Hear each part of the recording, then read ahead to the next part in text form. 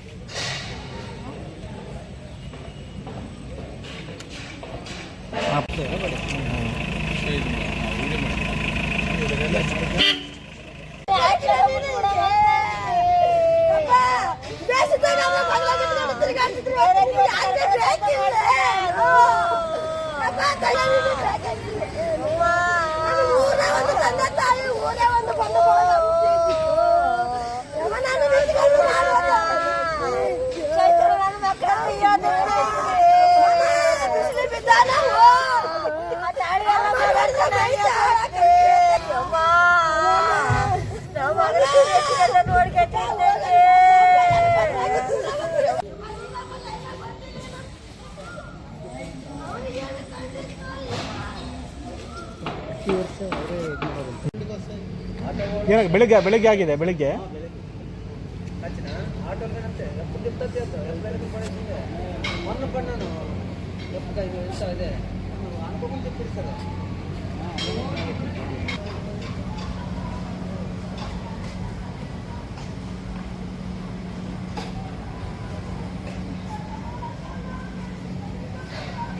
ಬರ್ತೀವಿ ಅಂದವರು ನಮ್ಮೂರಿಗೆ ಬರ್ರಿ ಅಂದ್ರೆ ನಾವು ಬರಲ್ಲ, ನನ್ನ ಹೆಂಡತಿನಿಂದ ಕರ್ಕೊಂಡು ಹೋಗ್ರಿ, ಮಾಮನ ಕಳಿಸಿರ, ಗೋಪಾಲ ಮಾಮನ ಕಳಿಸಿರಂದ. ಅವ್ರ ಮಾಮನ ಕಳಿಸಿದ್ದೆ. 10 ಮನೆ ಸಾಯಂಕಾಲ ಹೋಗಿ ಕರ್ಕೊಂಬಂದು ನಾಳೆ ಬೆಳಗ್ಗೆ ಬಾ ಅಂತಂದ್ರೆ ಬರೋಕ್ಕಲ್ಲಕ್ಕ ನಾನು ಹಬ್ಬ ಮಾಡಿ ರಾತ್ರಿ 9 ಗಂಟೆ ತನಕ ಬರ್ತೀನಿ, ಇಲ್ಲ ನಾಳೆ ಶನಿವಾರ ಬೆಳಗ್ಗೆ ಬರ್ತೀನಿ ಅಂತಂದ. ಇರ್ಲಿ ಬಾಪ ಅಂತಂದ್ರೆ ಏನಂತ 2 ವಾರ ತನಕ ಫೋನ್ನೇ ಮಾತಾಡಾಳ ಬೇಸದೀನಿ, ನಾನು ಹಬ್ಬಕ್ಕೆ ಹೋಗ್ತೀನಿ, ನನ್ನ ಮೈ ತೊಳ್ಕೊಂಬರಕ್ಕೆ ಹೋಗ್ತೀನಿ, ಊಟ ಮಾಡೀನಿ ಅಂತಂದು ಇದು ಮಾಡೋಕ್ಕೆ ಹೋದ. ನಾವು ಆಮೇಲೆ 2 ವಾರಲ್ಲಿದ್ದ ಫೋನ್ ಮಕ್ಕೊಂಡ್ವಿ. ಫೋನ್ ಇಟ್ಟು ನಾನು ಬೆಳೆ ತಕೊಂಡು ಮಾತಾಡೋಣ ಶಾಸ್ತ್ರ ಬಡ್ಕಂತೆಲ್ಲ ಅದನ್ನು.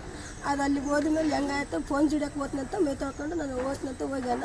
ಮನೆಗೆ ಬಂದ ಮೇಲೆ ನಾವು 3 ಗಂಟೆಗೆ ನಮ್ಮ ಮೈದನ್ನ ಫೋನ್ ಮಾಡೋಣ, ಹಿಂಗೆ ಆಗತ್ತಮ್ಮ ಬರ್ರಿ ನೀವು ಬಳ್ಳಾರಿಗೆ ಅಂತಂದ. ನಾವು ಅದೇ ನನ್ನ ಮಗ ನಮ್ಮ ತಮ್ಮನ ಹೆಂಡತಿನ ಕರ್ಕೊಂಡು ನಾವು ಬಳ್ಳಾರಿಗೆ ಬಂದ್ವಿ. ನಾವು ಇಷ್ಟೇ ನಮಗೆ ಗೊತ್ತಿರೋದು. ಅಲ್ಲಿ ನಮ್ಮ ತೋರ ಮನೆಯಲ್ಲಿ ನಮ್ಮಪ್ಪ ಬಡವ, ನಮ್ಮಪ್ಪ ಕೈಯಿಲ್ಲ ಕಾಲಿಲ್ಲ. ನಾವು ಮೊದಲಿದ್ದ ಊರಾಗ ಏನು ಎತ್ತರ ಅದನ್ನು ಮಾಡ್ಕೊಂಡು ತಿಂದು ನಾವು ಬದುಕಿವಿ.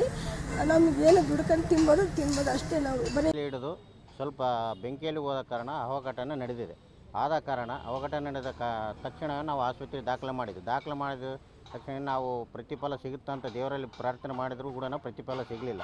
ಆದ ಕಾರಣ ತಾವು ಅವರು ಬಡವರ ಇರೋದ ಕಾರಣ ಅವರು ಅಕ್ಕನವರು ಮತ್ತು ಇನ್ನೊಬ್ಬ ತಮ್ಮ ಮದುವಾಗುನೇ ಅದನ್ನು ಪೂರ್ತಿ ಅವರಿಗೆ ಒಂದು ಸೆಂಟ್ ಸಹಿತ ಇರೋಕ್ಕೆ ಕೂಡ ಜಾಗ ಇಲ್ಲದ ಕಾರಣ ಸರ್ಕಾರದಿಂದ ಏನಾದರೂ ಅನುಮತಿ ನೀಡಿ ಸಹಾಯಧನ ಮಾಡಬೇಕೆಂದು ತಮ್ಮಲ್ಲಿ ಕೇಳಿಕೊಳ್ಳುತ್ತೇವೆ. ಅದು ಮೊಹರಂ ಹಬ್ಬಕ್ಕೆ ಪಂಜುರ್ಲಿ ಹಿಡಿತಾರೆ ಸರ್. ಅದು ಹಿಡಿದು ಒಳಗಡೆ ದೇವರು ಹೋಗೋ ಕಾರಣಕ್ಕೆ ಸ್ವಲ್ಪ ಹಿಡ್ಕೊಂಡು ಅದು ಡೀಸೆಲ್ ಹಿಡ್ಕೊಂಡು ಹಂಗೆ ಹೋಗಿದ್ದಾನೆ. ಅದು ದಗ್ಗಂತ ಬೆಂಕಿಂಚಿ ಹಿಡಿದು ಸರ್. ಇಮಿಡಿಯೇಟ್ಲಿ ಆಸ್ಪತ್ರೆಗೆ ಇನ್ನೂ ಜೀವ ಇತ್ತು ಸರ್. ಜೀವ ಇದ್ದು ಒಂದು ದಿವಸ ಇದ್ದಾನೆ ಸರ್, 24 hours ಇದ್ದಾನೆ. ಅದು ನಡೆದ ತಕ್ಷಣ ನಾವು ಸಾರಿಗೆ ಹೇಳಿ